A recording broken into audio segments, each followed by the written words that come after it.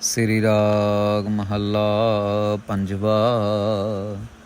ਪਹਿਲੇ ਪਹਿਰੇ ਰਹਿਣ ਕੈ ਵਣਜਾਰਿਆ ਮਿੱਤਰਾ, ਧਰ ਪਾਇਤਾ ਉਧਰੈ ਮਾਹੇ। ਧੰਨ ਧੰਨ श्री गुरु अर्जन देव जी महाराज श्री अमृतसर साहिब की धरती पे विराजमान है। मंजी साहिब के ऊपर महाराज सुशोभित हैं। जो गुरुद्वारा मंजी साहिब आता है साध संगत जी, महाराज वहाँ पे सुशोभित हैं अमृतसर की धरती पे। और महाराज के पास ये वणजारों की फैमिली से नाम आया इतिहास में। तो नत्थू शाह करके महाराज कहते, महाराज के पास आए, कहते महाराज मेरे परिवार को भी गुरु रामदास महाराज ने शब्द बख्शिश किया था और अब मैं आपकी शरण में आया हूँ, आप मुझे भी शब्द से निवाज के बख्शिश करो। पुराने समय में साध संगत जी गुरु महाराज के पास संगत जाके ऐसे बेनतियाँ करते थे, महाराज मुझे कुछ ज्ञान दो, मुझे कुछ शब्द दो। तो महाराज फिर संगत के प्रथाए शब्द उच्चारण करते होते थे। वो फिर एक माना जाता था कि चलो ये शब्द इस संगत के लिए है, ये शब्द इस संगत के लिए है। कभी कभार महाराज शब्द उच्चारण करते थे, कभी कभार महाराज कोई संदेश उपदेश देते थे, कोई चिट्ठी के रूप में, कोई कविता के रूप में। तो महाराज की मौज है। ये शब्द महाराज ने अमृतसर साहिब में गुरु अर्जन देव जी महाराज ने उच्चारण किया। चार पहरे जो हमारी ज़िंदगी के चार पहर हैं, हमारी ज़िंदगी के जो चार स्टेजेस हैं, उनको महाराज एक बार फिर बड़े प्यार से बयान करने वाले हैं इस शब्द के अंदर। आओ साध संगत जी प्यार से श्रवण करते हैं। पहले पहरे रहन कै वणजारिया मित्रा, हे मेरे वणजारे मित्र, पहले पहरे के अंदर तर पायता उदरै माहे। उधर के अंदर तेरे पे माँ के पेट के अंदर, माँ के पेट को उधर कहा है साध संगत जी। उधर के अंदर तेरे को भगवान ने, परमेश्वर ने रखा है। तर पायता, तर मतलब धरना, धरना मतलब कहीं पे रखना। भी तेरे को माँ के पेट में रखा है किसने? परिपूर्ण काल पुरख वाहिगुरु जी परमेश्वर ने। दसी मासी मानस किया वणजारिया मित्रा, कर मोहलत कर्म कमाए। महाराज कहते हैं कि 10 महीनों के अंदर, दसी मासी 10 महीनों के अंदर तेरा पूरा शरीर बन के राज़ी हुआ। मानस किया वणजारिया मित्रा, ओ मेरे दोस्त, मेरे वणजारे मित्र, जीवात्मा, हे वणजारे जीवात्मा, कर मोहलत कर्म कमाए। और तेरे को चांस दिया, तेरे को मोहलत दी कि तू अच्छे कर्म कमा ले। ये जो मनुष्य देही तेरे को मिल रही है। मोहलत कर दीनी कर्म कमाने, जैसा लिखत धुर पाया। साध संगत जी, जैसे किसी कह लो कि किसी ने गलत काम किया हो और उसको जेल में बंद कर देते हैं, तो जेल में बंद करके उसको मोहलत मिलती है कि चल यार तेरे को इतना टाइम मिल रहा है और इतने टाइम के अंदर तू सुधर जा, तू बदल जा और बदल के तू अच्छे कर्म कमा। ऐसे ही महाराज जो है ये उधर के अंदर, माँ के पेट के अंदर, गर्भ के अंदर डालते हैं कि चल अभी तेरे को जन्म दे रहे हैं और तेरे पास एक मौका है। तो तू इतनी लाख जूनों से भटक भटक के आया है, तेरे पास एक मौका है और तू बदल जा, अपने आप को परमेश्वर के चरणों में न्यौछावर कर दे। महाराज कहते हैं मोहलत कर दीनी कर्म कमाने, तेरे पास एक ही मौका है अच्छे कर्म कमाने के। जैसा लिखत धुर पाया, जैसे पहले से लिखा हुआ है, तेरे पिछले कर्मों के हिसाब से लिखा हुआ है, वैसा ही तुझे मिला। अगर तूने बहुत अच्छे कर्म किए तो तेरे को बहुत अच्छा ख़ानदान मिल गया, जिसमें ऑलरेडी नाम जपा जा रहा है, बाणी पढ़ी जा रही है, सेवा की जा रही है, गुरमत के राह पे चल रहे हैं, अपने आप को संवारने में लगे हुए हैं। थोड़े कर्म तेरे कम अच्छे हैं तो तेरे को कोई अमीर परिवार मिल जाएगा, तेरे को गाड़ी बंगला सब मिल जाएगा, लेकिन नाम वाली बात ज़्यादा नहीं होगी, गुरबाणी वाली बात ज़्यादा नहीं होगी। थोड़े कर्म कम तेरे अच्छे हैं तो तेरे को हो सकता है कोई ऐसा परिवार मिले जहाँ पे बहुत ज़्यादा बीमारियाँ लगी हुई हैं, जहाँ पे चीख चिहाड़ ज़्यादा है। कोई ऐसा परिवार, तेरे कर्म किसी और तरीके के हैं, तूने बहुत लोगों को तंग किया तो हो सकता है तेरे को किसी शराबी के घर में मिल जाए, फिर तू तंग हो। तेरा बाप शराब पिए, तेरे मामा चाचा सब शराब पिए, तेरे को तंग करें, कोई ऐसा मिल जाए। हो सकता है कि तेरे को तूने ही मांगा हो कि भी महाराज मैं मेरे को पास इस जन्म में बहुत कुछ, अगले जन्म में मुझे बस संतुष्टि देना, तो हो सकता है तेरे को गरीब घर में जन्म मिले, लेकिन उस घर के अंदर नाम है, सुख शांति है, और जितना कमाया उतना खा लिया, बहुत लालच की तमन्ना नहीं है। तो ये साध संगत जी कर्मों के हिसाब से लेखा जोखा जो है ये मिलता चला जाता है। किसी की हाइट छोटी है, किसी की हाइट लंबी है, कोई घोड़ा चलाने में ज़्यादा तेज़ है तो कोई बंदूक चलाने में तेज़ है, लेकिन कोई कीर्तन करने में तेज़ है, तो किसी से महाराज कथा विचार की सेवा ले रहे हैं। ये सब पुराने जन्मों का मांगा हुआ हिसाब किताब है। जैसे जैसे हम लोग कर्म कमा रहे हैं वैसे वैसे हमारा लेखा लिखा जा रहा है, और ये लेखे का जो हिसाब किताब है ये अगले जन्मों में हमारे सामने आता चला जाता है। तो साध संगत जी पहले भी एक बारी विचार आया था ये कि गुरु गोविंद सिंह जी महाराज के पास एक हस्बैंड और वाइफ आए, बहुत खुश, बड़े ही संतुष्ट, शांत रूप में बहुत सेवा कर रहे हैं संगत को। कभी पखा चल रहे हैं, उस टाइम कौन से बिजली के पंखे थे, एसी थे, तो कपड़े वाले पंखे होते थे बड़े बड़े। कभी संगत को पखा कर रहे हैं, कभी संगत की जोड़ों की सेवा कर रहे हैं, कभी संगत में लंगर की सेवा कर रहे हैं, कभी संगत के अंदर कह लो जो चादर वादर दरी वरी जो ख़राब हो जाती है, बैठ के उठते हैं, वो ठीक कर रहे हैं। तो गुरु गोविंद सिंह जी महाराज के पास जो सिंह थे वो बड़े हैरान हुए, महाराज ये नए लोग हैं, कहाँ से आए हैं, कौन है, आप बताइए कुछ।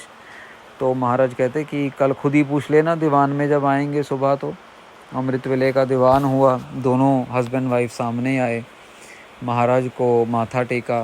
तो महाराज ने बोला भी संगत कहती है चाहती है भी बताओ तुम कौन हो, कहाँ से आए हो। महाराज मुस्कुराए, वो भी दोनों मुस्कुराए। तो महाराज को कहते महाराज पर्दा ही रहने दो। तो महाराज कहते भी संगत की है मांग, दस दो संगत नू कौन हो तुसी। तो फिर जो मर्द होता है साध संगत जी वो बोलता है महाराज, साध संग महाराज की प्यारी साध संगत, मैं पिछले जन्म में स्त्री थी और मेरा नाम था लोई, और मैं अपने हस्बैंड की सेवा नहीं कर पाई अच्छे से। मेरे हस्बैंड थे कबीर जी, जो भगत कबीर जी, वो साथ में खड़े हैं और वो स्त्री बन चुके हैं, इस टाइम पे वो लेडी बने हुए हैं। तो कहते जाते जाते मैंने अल्लाह को, परमेश्वर को मैंने रिक्वेस्ट की कि भाई इस जन्म में मेरे से कबीर जी की सेवा नहीं हो पाई, मुझे एक जन्म और दिया जाए ताकि मैं इनकी सेवा कर सकूं। तो फिर ये जन्म मिला है जिस जन्म में मुझे तो आदमी बना दिया है, इनको स्त्री बना दिया है, और अब मैं आदमी बन के बाहर जाके कमा के ला के और मैं इनकी सेवा कर रही हूँ, मतलब क्योंकि वो स्त्री होते हैं, मतलब पिछले जन्म में वो वाइफ होते हैं। तो सारी संगत बड़ी हैरान हो जाती है, क्योंकि अब भगत कबीर जी की गुरबाणी को तो सब मत्था टेक रहे हैं, तो बड़ी हैरान हो जाती है, बड़ी वाह हो जाती है वहाँ पे गुरु गोविंद सिंह महाराज के सामने। तो फिर भगत कबीर जी जो इस टाइम स्त्री बने हुए हैं वो महाराज के पास आते हैं, महाराज को कहते हैं महाराज नहीं, अभी आप गुरु गद्दी पे हो, आप हो तो अभी ये प्रशंसा आपकी है, हमें आज्ञा दीजिए, हम अपने ही कह लो कि गुज़र बसर में जो है वो अपना समय बिता लेंगे। आपके दर्शनों की तांग थी, आपके दर्शन करने के लिए आए, क्योंकि गुरु नानक देव जी की गुरुगद्दी के दर्शन, गुरु नानक देव जी के दर्शन उस जन्म में भी हुए थे और ये जन्म में भी हम करना चाहते थे, तो इसलिए आपके दर्शनों के लिए आए। तो आप हमें हमारी गलतियों की माफ़ी दीजिए अगर कुछ हो गई हो। और ये दोनों हस्बैंड वाइफ जो है कुछ दिन और रुक के फिर चले जाते हैं। साथ संगत ये पिछले जन्मों का लेखा जोखा, तमन्ना, हमारी इच्छाएं, हमारे फुरने, ये करते करते पता नहीं हमें कहाँ ले आते। और ये ऐसा नहीं है कि एक जन्म की बात हो, 84 लाख 84 लाख जूनिया है साथ संगत जी। किसी का फुरना कहीं पे, किसी का फुरना कहीं पे, बड़ा लंबा गेम है ये, तो बहुत लंबी गेम है ये। बस महाराज मेहर करें कि अपनी वाणी के साथ जोड़ के हमें ज्ञान बख्शते रहें। मात पिता भाई सुत बनिता, तिन भीतर प्रभु संजोया। महाराज कहते हैं कि मात पिता भाई सुत बनिता, भाई तो आप महाराज ने ये समझ लो कि तेरे माँ बाप, तेरे भाई बहन, तेरे बच्चे, तेरी बीवी, सब कुछ पहले से डिसाइड किया है और बिल्कुल ऐन सारी दुनिया में ढूंढ ढांड के तेरे को उस घर में भेज दिया जिस घर में तेरा पहले से ये संजोग सारा लिखा हुआ है। तेरी कोई चॉइस या समझ ले कि ऐसा नहीं है कि तूने कहा तो मुझे ये मामा मिल जाए, मुझे ये चाचा मिल जाए, मुझे भतीजा मिल जाए, मुझे भांजा मिल जाए। तो वो तो साथ संगत फिर कमाई भी चाहिए ना। भगत कबीर जी जैसी कमाई चाहिए, माता लोई जी जैसी बंदगी भक्ति चाहिए, तब तो जाके बात बनती है। तो लेकिन महाराज ने तेरे को ऐन ढूंढ ढांड के सबके बीच में रख दिया है। मात पिता कर्म सुकर्म कराए आपे, इस जनता वस किश नाहे। महाराज कहते हैं भले ही कोई अच्छा कर्म है, भले ही कोई बुरा कर्म है, सब के सब परमेश्वर तेरे से करवा रहा है। तेरे बस में कुछ भी नहीं है। बुरा कर्म भी तेरे पुराने कर्मों के हिसाब से हो रहा है, अच्छा कर्म भी तेरे पुराने कर्मों के हिसाब से हो रहा है। वो चाहे तो माफ़ करके बख्श दे, वो चाहे तो तरस करके बख्श दे, वो चाहे तो दया करके किसी के ऊपर, जैसे गरीब के ऊपर हम दया कर देते हैं, दया आ जाती है, दया करके बख्श दे। वो चाहे तो अपनी मेहर कर दे, बैठी बैठे बस मेहर कर दे अपनी, और वो अपनी मेहर की नदर से हमें बख्श ले, वो उसकी मौज है। कहो नानक प्राणी पहले पहरे, धर पायता उदरै माहे। वही पंक्ति महाराज दोबारा कह रहे हैं कि पहले पहरे के अंदर भाई तेरा जो है, तेरी जो आत्मा को महाराज ने जो समझ ले कि तेरी माँ के गर्भ में रख दिया है। धर पायता उदरै माहे, उदर मतलब माँ का गर्भ, धर का मतलब धर दिया है, रख दिया है। दूजे पहरे रैन कै वन जारिया मित्रा, भर जवानी लहरी दे। महाराज कहते हैं दूसरे पहरे के अंदर अब तू जवान होने वाला है, बड़ी तेरे को कह लो कि जवानी चढ़ रही है। भर जवानी लहरी दे, लहरी मतलब जैसे सागर की लहरें होती हैं ना साथ संगत जी, वैसे ही तेरे अंदर जवानी की लहरें उठ रही हैं, तेरे को जवानी छा रही है भर भर के। बुरा भला ना पछाणही, वन जारिया मित्रा, मन मत्ता अहं में। महाराज कहते हैं ना तेरे को बुरे की पहचान है, ना तेरे को भले की पहचान है, और तेरे को पहचान नहीं है मन मत्ता अहं में। तेरा जो मन है वो तेरी अपनी, तेरी जो मत है वो मन की मत सुन रही है अहंकार के अंदर। तू अहंकार के अंदर अपने मन को सुन रहा है, और मन को सुनते सुनते तू मत कह लो कि ये समझ लो कि तेरा जो मन है ना वो मत्ता, वो नशे में चला गया है, नशे में जा रहा है। साथ संगत जी जैसे ही कल एक गुरुद्वारा साहब से फ़ोन आया, वैसे ही बात कर रहे थे तो बता रहे थे, कहते कि भाई कीर्तनी एक जत्था आया तो बाहर से कीर्तन करने के लिए। और अब आपको पता है कीर्तन करने की लाइन जो है वो थोड़ी सी कह लो सहज वाली लाइन है, शांति वाली लाइन है। पर ये जत्था थोड़ा सा कह लो नौजवान होने के चक्कर में तो ये इन्होंने कीर्तन किया, और ये भले बंदे जो हैं तकरीबन रात को 9 साढ़े 9 बजे 10 बजे ये चले गए बाहर सैर करने के लिए। चलो आधा घंटा पौना घंटा सोचा होगा आ जाएंगे वापस, ये आए ही नहीं वापस, रात को 12 साढ़े 12 बजा दिए। अब बेचारा जो सेवादार है जिसने सुबह उठ के 4-5 बजे फिर गुरुद्वारे का गेट खोलना है, सारा काम करना है, अब वो बेचारा तंग हो रहा है, हार के उसने गुस्से में आके गेट बंद कर दिया। अब ये सारा जत्था जो है जब रात को 12 साढ़े 12 बजे वापस आया तो अब ये परेशान, क्योंकि गुरुद्वारे का गेट बंद। अब नई जगह है, नए लोग हैं, क्या करे, बाहर बैठे हैं, फ़ोन मिला रहे हैं, अगला फ़ोन नहीं उठा रहा। उसने सोना आराम करना है, उसको अपने आराम का टाइम का पड़ा है, क्योंकि सुबह नहीं उठेगा तो फिर उसको डांट पड़ेगी या कमेटी से उसको झाड़ पड़ेगी। तो फिर उठा, इसको बुला उसको बुला, कहते ज्ञानी जी को बुलाया, उनको बुलाया, तो बड़े कह लो कि मतलब मायूस हो गए बाद में कि भाई हमसे गलती हो गई। पर क्या होता है साथ संगत जी, ये जो जवानी की जो उम्र है ना, ये होती ही ऐसी है कि बंदे को ऐसे नशे में ले जाती है। किसी को अपने हुनर का नशा है, किसी को अपने अकल का नशा है, किसी को अपने पैसे का नशा है, किसी को अपनी सुंदरता का नशा है, किसी को अपने शरीर के बाहुबल का नशा है, किसी को अपने परिवार का ही नशा है, अपने माँ बाप का ही नशा है, अपने भाई बहन का ही नशा है, किसी को एक्टर लोगों के बच्चों को अपने एक्टरों का ही नशा होता है। मेरा बाप बहुत बड़ा एक्टर है, मेरी माँ बहुत बड़ी एक्ट्रेस है। ये नशा जो है जवानी की उम्र में दूसरे पहर के अंदर बंदे को बिल्कुल अहंकार में धकेल देता है। बुरा भला ना पछाणै प्राणी, आ गए पंथ करारा। महाराज कहते हैं तेरे को अभी तो समझ नहीं आ रहा कि बुरा क्या है भला क्या है, पर ये समझ ले कि जो आगे का जो पंथ है ना, पंथ मतलब रास्ता, जो आगे का रास्ता है ना वो करारा है। करारा मतलब गंभीर है, करारा मतलब इतना आसान नहीं है, भारी रास्ता है।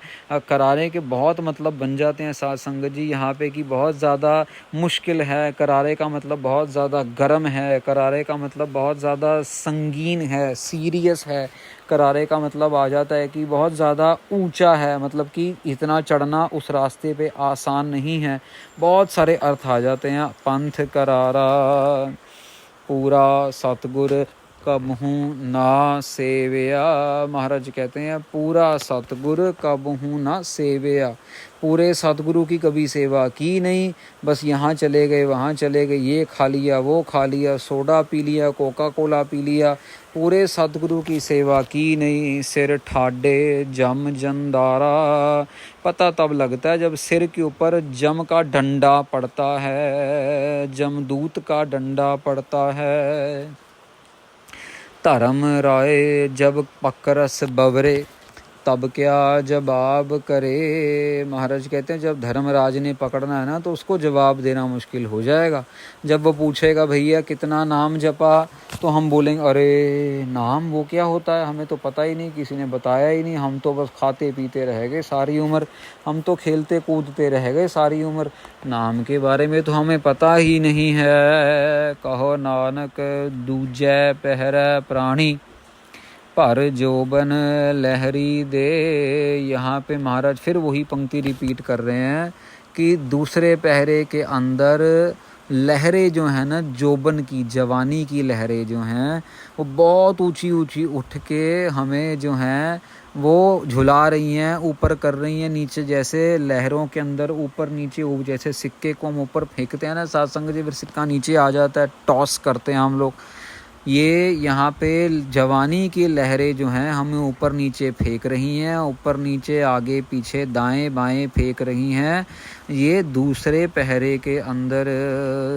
तो साध संगत जी इसी तरह गुरु महाराज आगे के भी 2 पहरे और श्रवण करेंगे, हमें उच्चारण करेंगे और हमें श्रवण कराएंगे, और उसके बाद फिर एक समरी का जो पद होएगा वो भी इस शब्द के अंदर आएगा जो हम कल श्रवण करेंगे।